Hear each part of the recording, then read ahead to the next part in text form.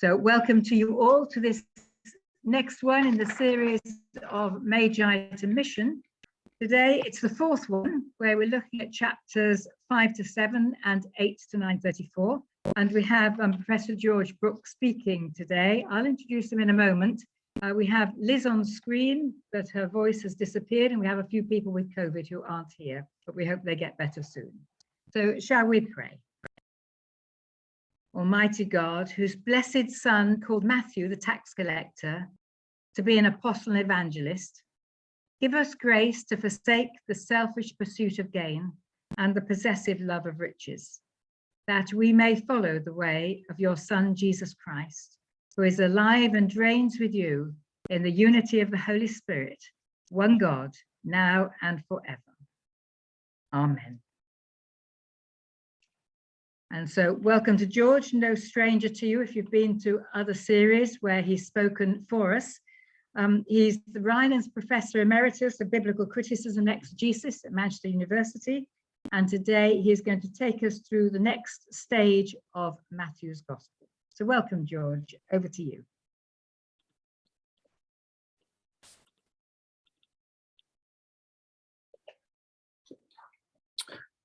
Well, thank you very much, and a warm welcome to this next section, which is effectively dealing with 5 whole chapters.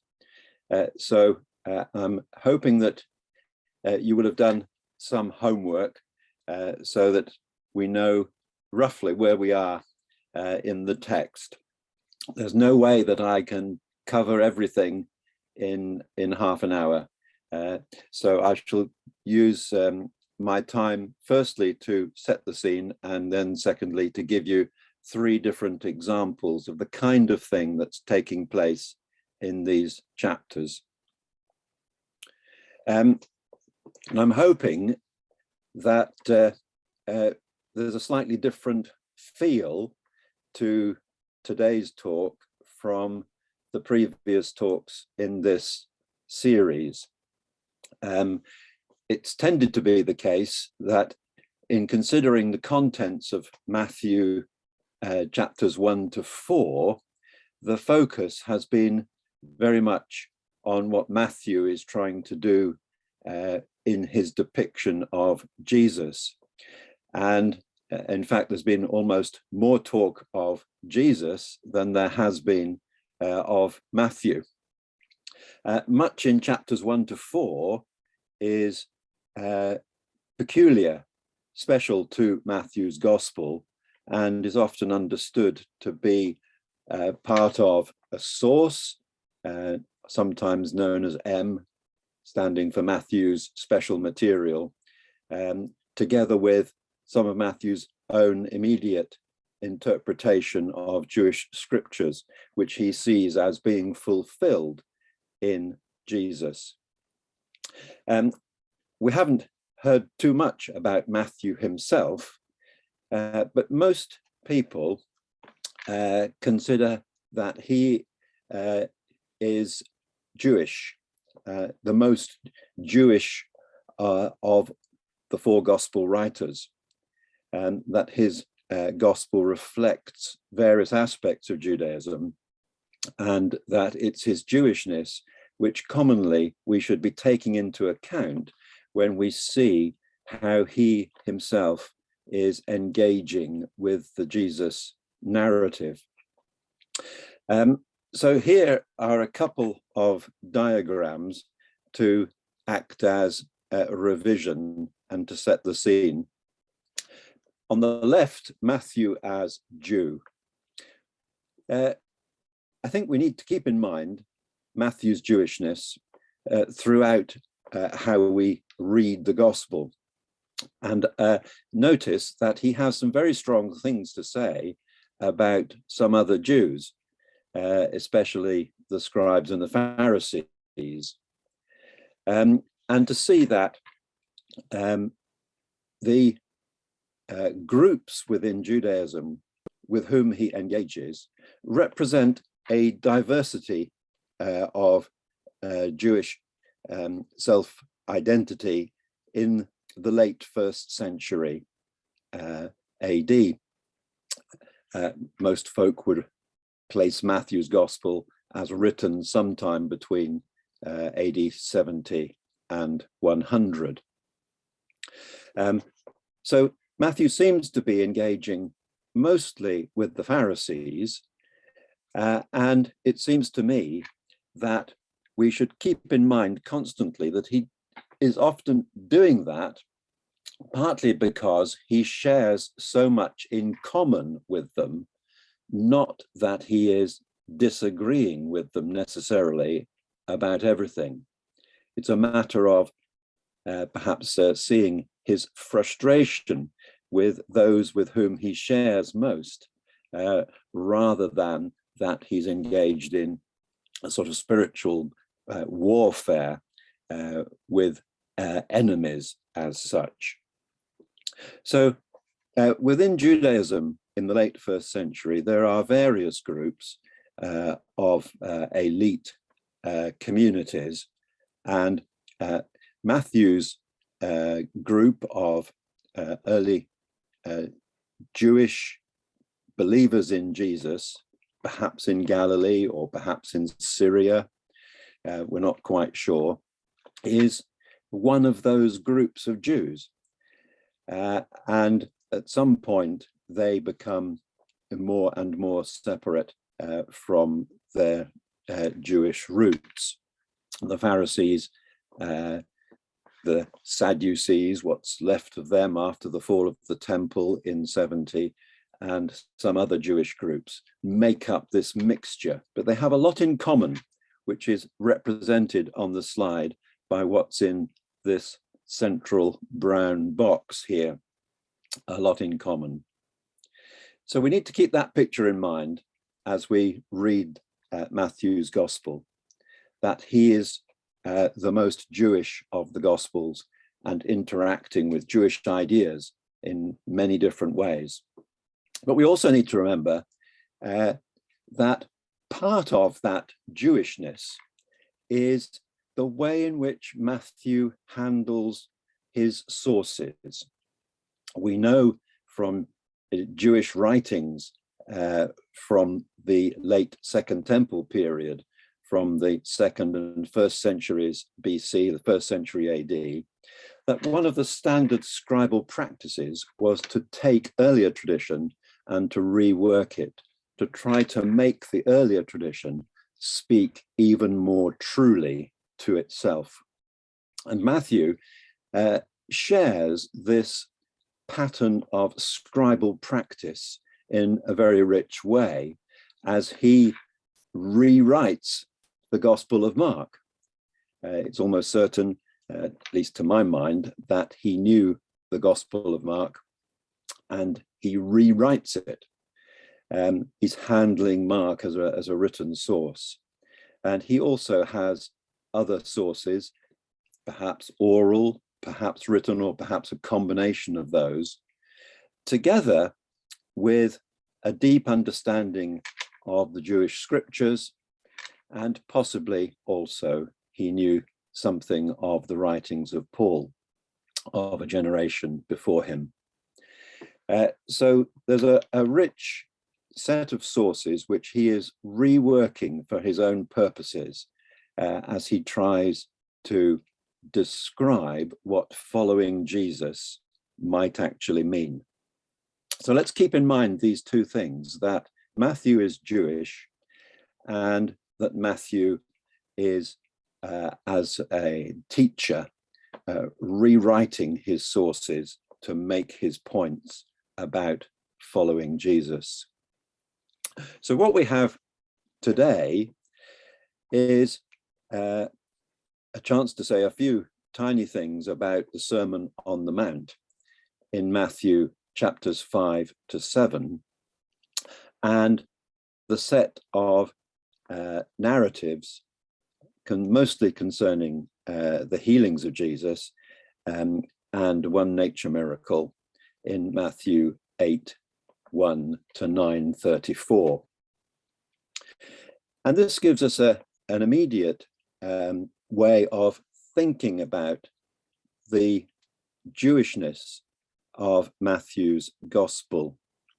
because I, for one, follow those folk who want to suggest that the way in which Matthew has organized the words of Jesus in his own way into 5 discourses is a reflection of a standard trope in Jewish literature, where you organize your ideas in 5 books to imitate God's revelation in Torah, in the 5 books of the law.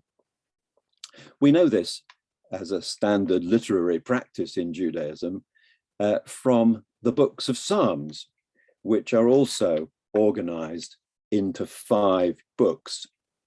And in fact, that's not irrelevant, because Psalm 1 begins with a blessing. Happy is the man, or blessed is the man who, or we might say the one, but it's the man who has responsibility under the law, who walks in the law of the Lord.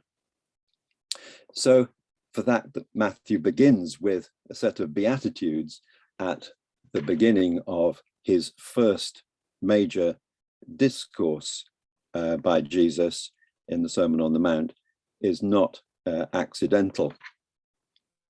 So what Matthew's gospel is doing is organizing the teaching of Jesus into 5 discourses, a little bit like the Torah or the books of Psalms or some other Jewish literature from the period, in order to try to disclose to you the way in which Jesus could be perceived to be a teacher like Moses, issuing a new kind of law. And that, in a nutshell, is summed up itself in the first of the discourses, which is the Sermon on the Mount, where Jesus is on the mountain, in a way, the antitype of Moses himself, and is teaching. How the discourses, the sets of Jesus's words, relate to the narrative around them is argued about by scholars.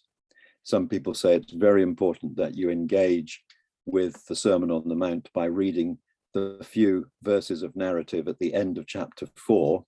Other people say, no, what we have is a set of sayings of Jesus in the sermon, followed by a set of deeds of Jesus, illustrating the sermon in chapters 8 and 9.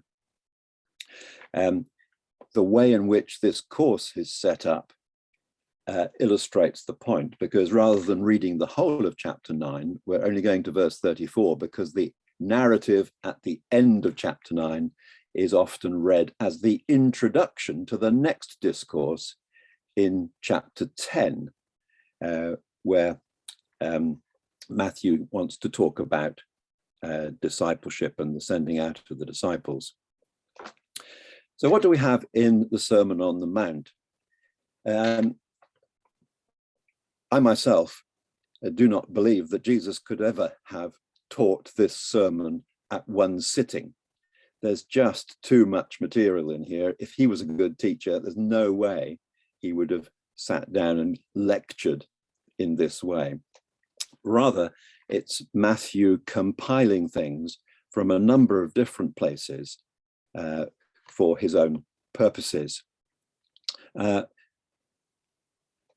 What I have here on the slide for you is some basic introduction to how the sermon is commonly appreciated, that it begins with the Beatitudes as a kind of wisdom instruction. We'll come back to this in a moment.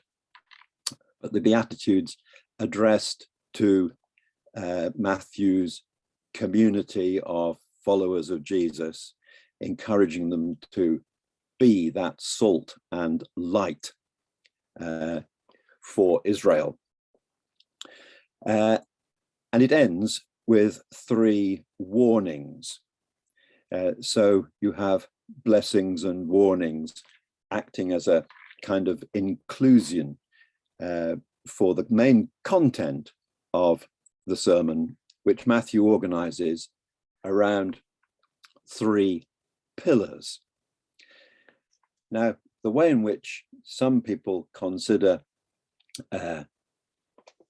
Judaism at the time was that most Jews would have some kind of identity through four matters: an attitude, an experience of the law, an attitude or experience of temple and prayer, customary practice, which would include things like circumcision, the keeping of the Sabbath, etc., and some sort of sense of belonging in the land.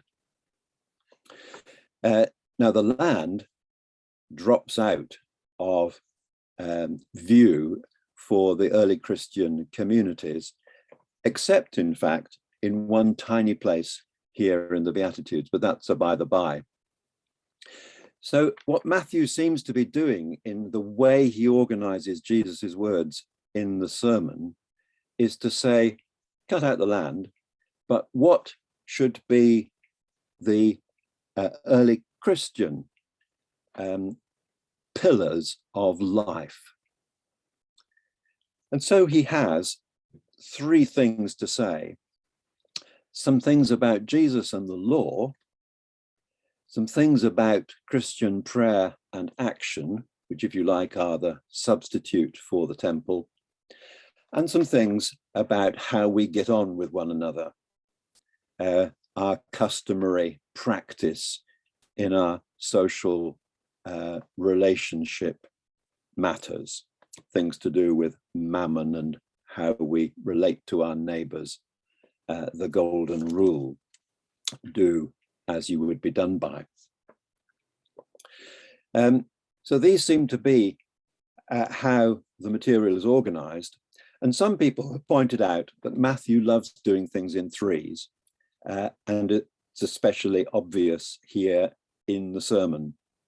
So when we come to talk about Jesus and the law, how Jesus is fulfilling the law, not replacing the law, but demonstrating the fundamental significance of the law, completing it, if you like, making it all the more radically clear that after the general principle has been stated in verses 17 to 20, there are 6, that is 2 times 3, specific instructions to do with various commandments and how one needs to see what's at stake in those commandments.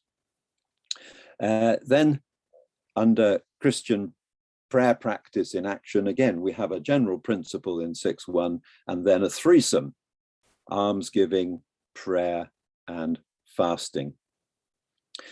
And then with the discussion of social and relationship issues in 6:19 to 7:12, once again, 3 matters are discussed: mammon, neighbors, and the golden rule. So there's an enormous amount of material in the Sermon on the Mount, and it's organized into these categories of the 3 pillars, and each of those is made up of 3s of various kinds. So this just gives you an orientation for how you can understand what's going on in the sermon. We can talk a little bit more about it later on. Now I've lost my cursor. Here we go. And then we go to the healing and nature narratives of chapters 8 and 9.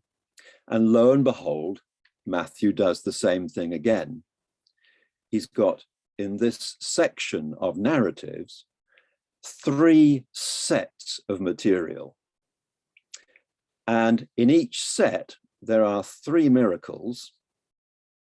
You can see in set 1, the healing of the leper, the centurion's son, and Peter's mother-in-law. And then in set 2, the stilling of the storm, the healing of the 2 demoniacs, paralytic.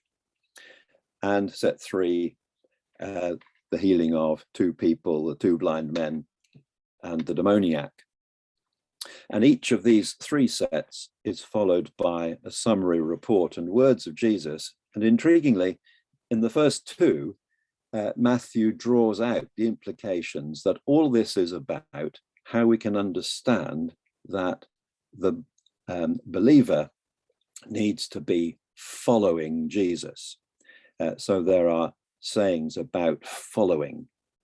This is discipleship in action, not necessarily trying to imitate Jesus as healer, but responding to the power of God that's made available through taking seriously what God is up to in being with us in Jesus. So this gives you a sense here of what's going on in the narratives.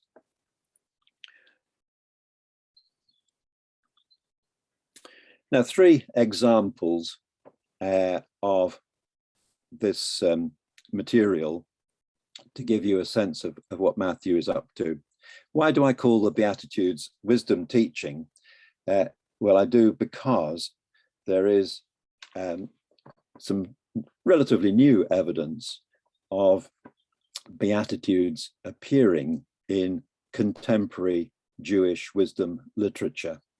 We've got Beatitudes in the Old Testament in several different places.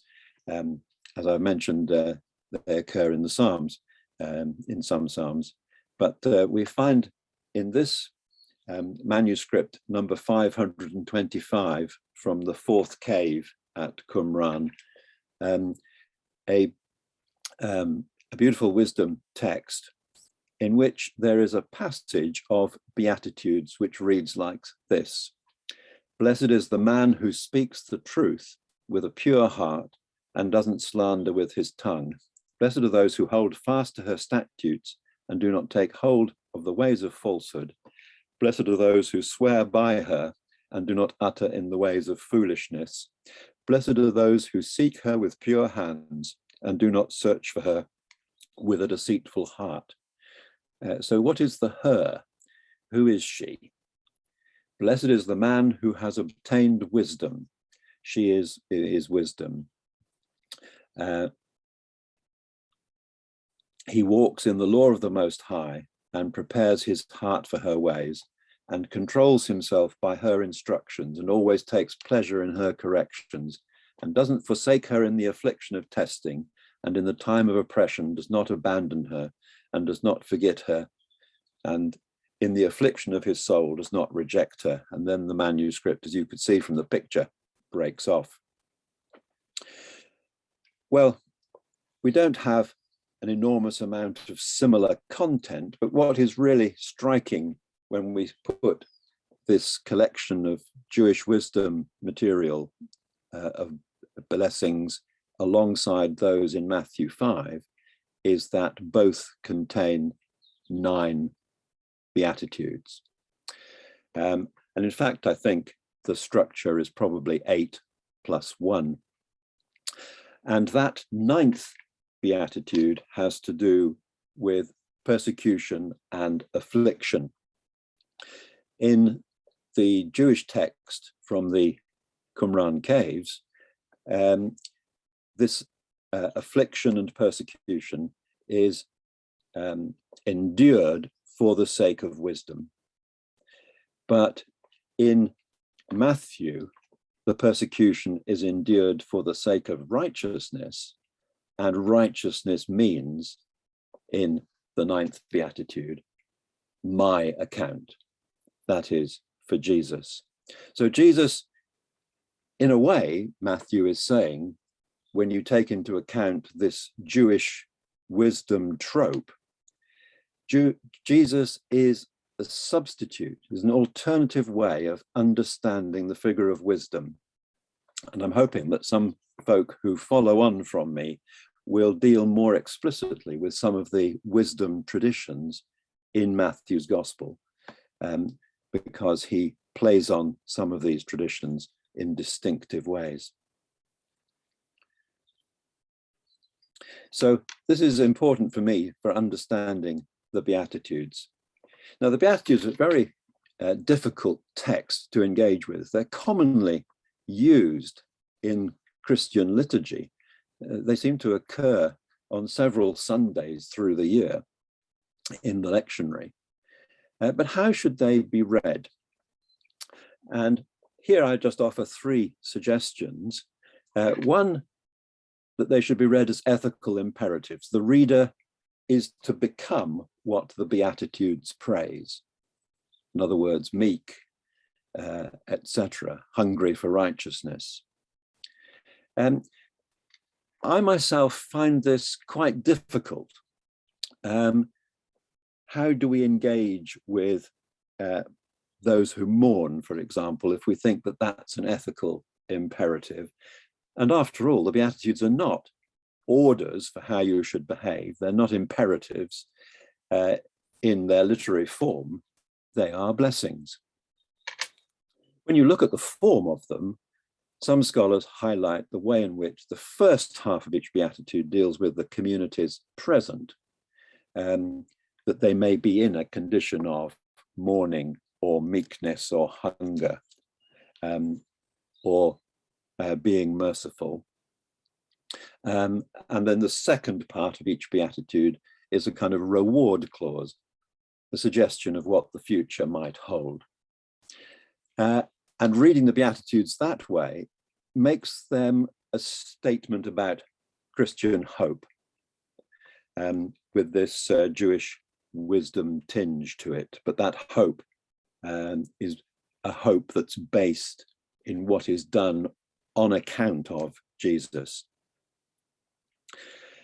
Well, thirdly, one could read these as saying that if you happened to be in any of the states listed in the Beatitudes, if you happen to be mourning, if you happen to be in search of righteousness, then in those states, God is with us, which is this Matthean Emmanuel pattern. God is present when those states are your experience. Now, of course, these three ways of reading the Beatitudes are not mutually exclusive. It could well be that we should understand that being in some of these states is a good thing, a virtuous thing, and will result in blessing. But that blessing, first off, is an offer of hope or a recognition that God can be present in the community. Secondly, Matthew 5:38 to 42. And you may recall that I've said that in addition to Matthew using Mark, a source that he has in common with Luke, and his own material, is also using scripture. In this little part of the Sermon on the Mount, it seems as if Matthew is creating a multi-layered effect in the way he presents the text. So he says, don't resist, as Jesus say, don't resist an evildoer. If anyone strikes you on the right cheek, turn the other also. If anyone wants to sue you and take your coat, give your cloak as well. If anyone forces you to go 1 mile, go also the 2nd mile. Now, some of these elements can be found in the 3rd servant song of Isaiah chapter 50. You may know that there are 4 servant songs as identified by scholars in that part of the book of Isaiah. And in the Gospels, they get replayed to some extent, applied to Jesus. And the language that we find in Matthew 5:38 resonates with part of the 3rd servant song. Indeed, that 3rd servant song is also found in Matthew's Passion narrative. And one can understand what's going on in Matthew 5:38-42 if one also encourages oneself to read Matthew's gospel, what we call intra-textually, as self-referential, so that anybody reading Matthew 5 would also understand that they should be reflecting on the suffering of Jesus. So Jesus eschews violence and doesn't resist evil. He is struck, exactly the same verb. He has his garments taken, again, the same Greek word as the cloak, and his cross is carried by one requisitioned by a Roman order. So there are suggestions, resonances of the suffering of Jesus in the Sermon on the Mount. So we can see this three-layered approach that Matthew is offering to the reader, that the follower of Jesus should in themselves echo the ideals of the suffering servant and the suffering Jesus, all at the same time. This shows something of the richness of the gospel. And then let's finish just by looking at the stilling of the storm narrative, how Matthew here is very explicitly using the Gospel of Mark, where the same story occurs, but doing things with the story for his own purposes. I've highlighted how Matthew is interested in the way in which these miracle narratives can apply to those who follow Jesus, the followers. And that word is introduced by Matthew into the opening of this story. In Mark, it says, on that day when evening had come, he said to them, let us go across to the other side. And leaving the crowd behind, they took him with them in the boat, just as he was. Other boats were with him. Well, Matthew thinks that's all a bit verbose. So he reduces Mark's words, his verbiage, to the simple statement, when he got into the boat, his disciples followed him. So you have this sense that what we're interested in here is discipleship, following. The next phrase, a great windstorm arose. Well, interestingly, in the New Revised Standard Version, the word windstorm is used in both accounts, in Mark and in Matthew, but the Greek word is different. In Mark, we simply have a very strong wind, an animos, as in an anemometer, a wind measuring machine, just a very strong wind. But in Matthew makes this into something more dynamic, something more powerful, something more, we might even say, apocalyptic. He uses the word seismos, as we have in English in the word seismic. This is a tremendous interruption in the natural world.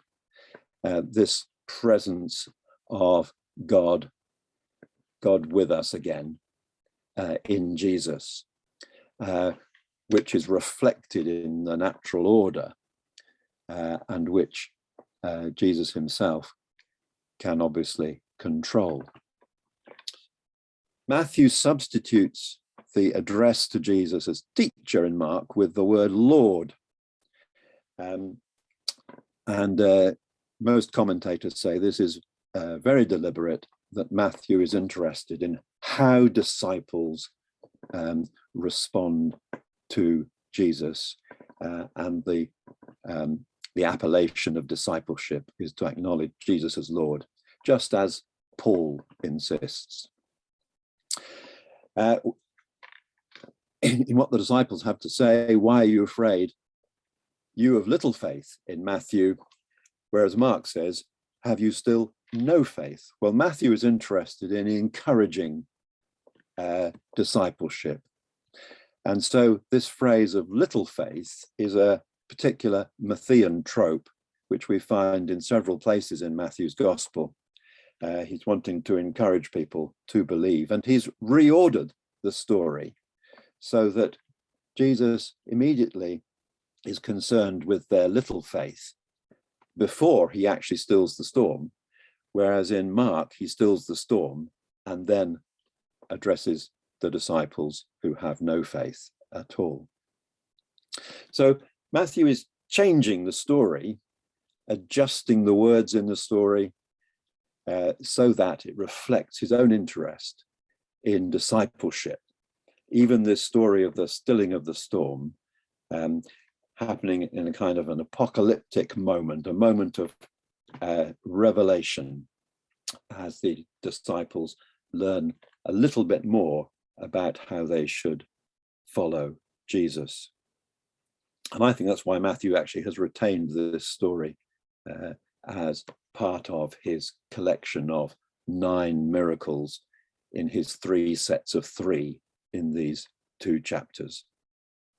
So here are just 3 examples of what Matthew's up to. He's reusing the wisdom trope as he organizes the Beatitudes of Jesus to highlight how Jesus is a reflection of or a substitute for wisdom.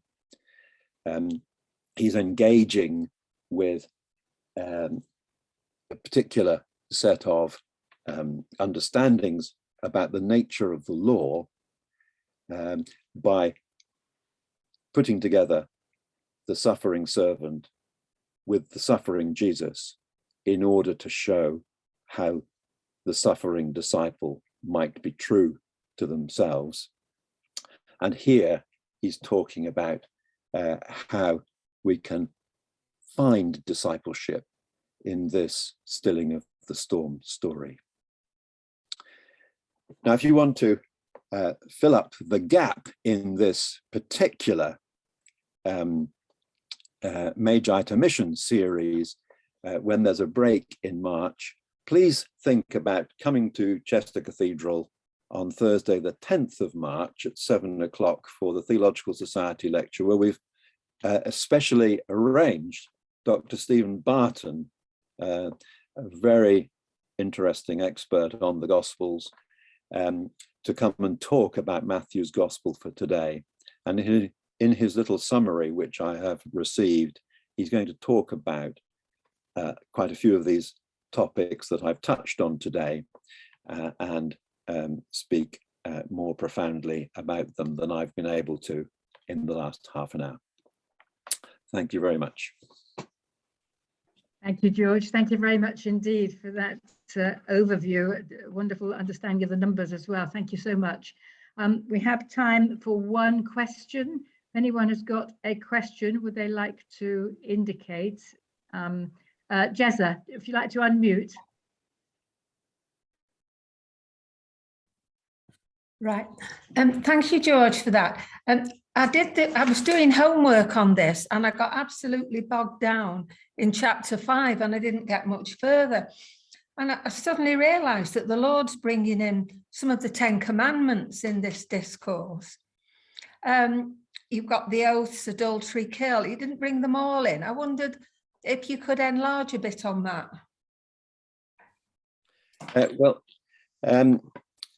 Let me just pass back here. We have, we're talking here about Jesus and the law.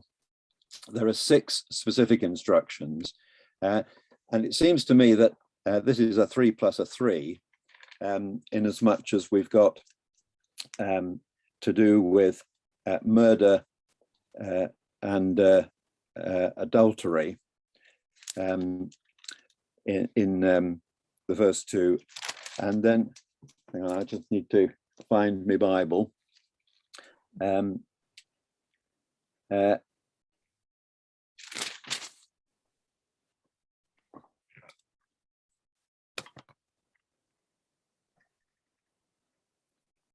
murder, adultery, and divorce, and then the matter of oaths, Yeah. turning the other cheek, which we've dealt with in more detail in what I've had to say this afternoon, and then loving your enemy in 43 to 48. So I don't think Matthew's interested in having Jesus, if you like, replace the 10 Commandments as such. In fact, he's not really replacing anything. He's fulfilling the law. Yeah. So that what Matthew is doing in collecting his particular sets of threes together seems to be highlighting what would be particular aspects of the law that might be spoken about in a more general way, and digging deeper to highlight really what is at stake in those particular sets of legal prescriptions. So it's an interesting question. Is the whole of the Decalogue, the 10 Commandments, in mind, or just part of it?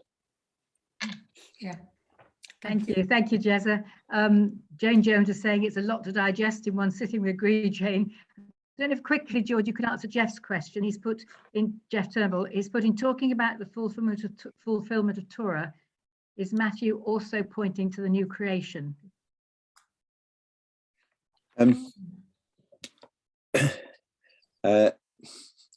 Yes and no.